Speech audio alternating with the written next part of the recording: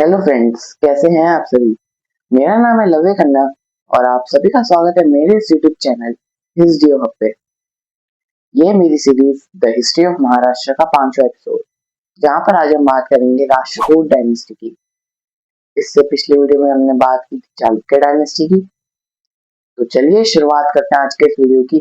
पर पहले मेरे इस यूट्यूब चैनल हिस्ट्री ऑफ को सब्सक्राइब करें, इस वीडियो को लाइक करें, शेयर करें और कमेंट करना बिल्कुल ना भूलें। और ऐसे इंटरेस्टिंग वीडियोस को देखने के लिए आप मेरे इंस्टाग्राम पेज को फॉलो कीजिए। बेसिकली पहले चालुक्य डायनेस्टी के अंडर एक फ्यूडेटरी हुआ करते थे, जो कि कर्नाटक के नर्दर्न रीजन को रूल किया करते थे। जब last Chalukya ruler Kirtivarman second अपने पल्लवास के अगेंस्ट एक कैंपेन से वापस लौट रहे थे, तब उन्होंने उस वक्त के राष्ट्रकूट फ्यूडेटरी दांती दुर्ग को टैक्स देने के लिए कहा, जिसको पे करने से दांती दुर्ग ने मना कर दिया। इससे गुस्सा होके कीर्तिवर्मन सेकंड ने दांती दुर्ग पे अटैक किया, लेकिन उल्टा दांती दुर्ग ने कीर्तिवर्मन सेकंड को ही हरा दिया और चालुक्य डायनेस्टी की सभी टेरिटरीज को कब्जा कर वहां पे राष्ट्रकूट डायनेस्टी को एस्टैब्लिश कर दिया। अब राष्ट्रकूटों के हाथों में साउथ इंडिया का एक बहुत बड़ा पार्ट था, लेकिन अब उन्हें नॉर्थ इंडिया को भी जीतना था। इसलिए राष्ट्रकूटों की नजर थी कन्नौज पे।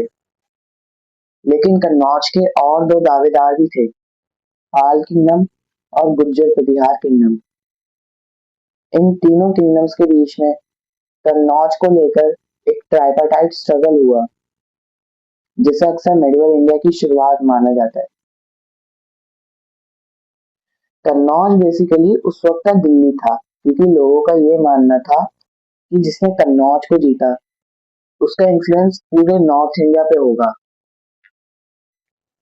तो दांती दुर्ग ने ये देखा कि उनके कन्नौज जीतने के रास्ते में मालवा आ रहा है, जो कि गुर्जर प्रतिहार किंगडम के अंडर था। इसलिए दांती दुर्ग ने मालवा पे अटैक किया और उसे जीत लिया।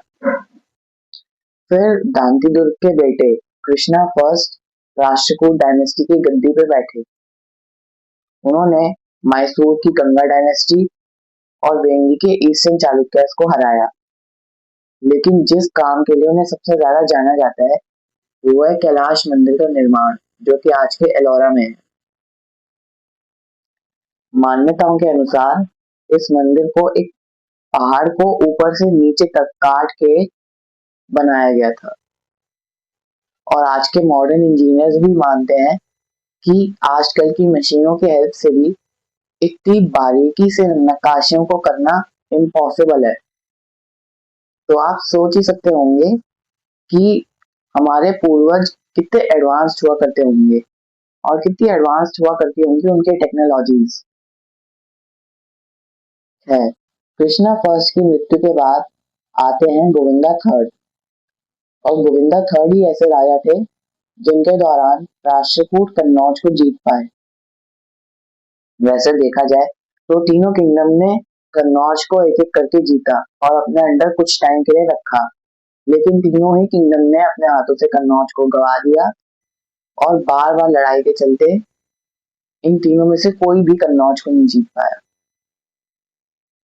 गोविंदा थर्ड की इस कन्नौज जीत के बारे में हमें इंफॉर्मेशन मिलती है उनके द्वारा इंस्क्राइब्ड गुजरात के वलसाड़ रीजन में संजन इंस्क्रिप्शन से, जिसमें लिखा गया है कि गोविंदा थर्ड ने गुर्जर प्रतिहार रूलर नागभट्ट सेकंड और पाल रूलर धर्मपाल को हराकर कन्नौज को जीता था।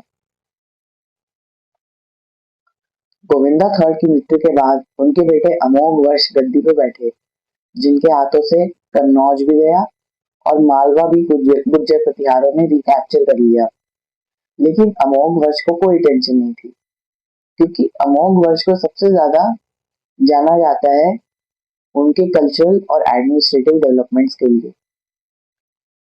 उन्होंने एक लिटरेरी वर्क लिखा था, कवि राजमार्ग, जिसे कन्नड़ लिटरेचर के फर्स्ट लिटरेरी वर्क्स में माना जाता है।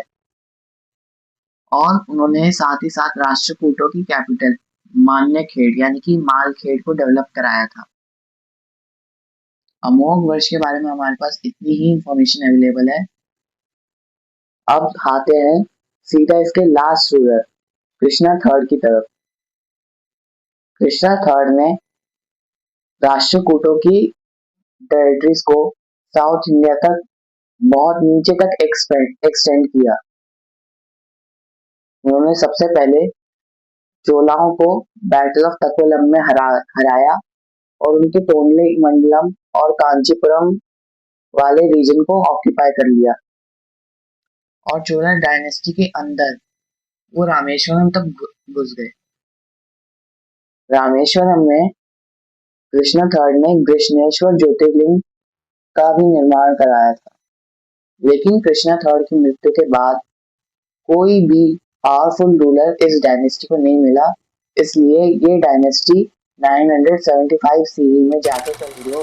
आशा करता हूँ आप सभी को बहुत अच्छी लगी होगी और ऐसे इंटरेस्टिंग वीडियोस को देखने के लिए, हिस्ट्री से जुड़े रहने के लिए आप मेरे इस यूट्यूब चैनल हिस्ट्री को सब्सक्राइब करें।